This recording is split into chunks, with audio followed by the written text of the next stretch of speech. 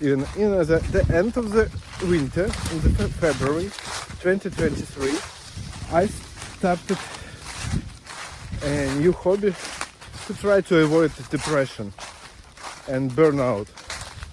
This is bird photography. So you can check the links of my Instagram and look what I have on all this period. So now I have time and possibility to do this, and I just live by today.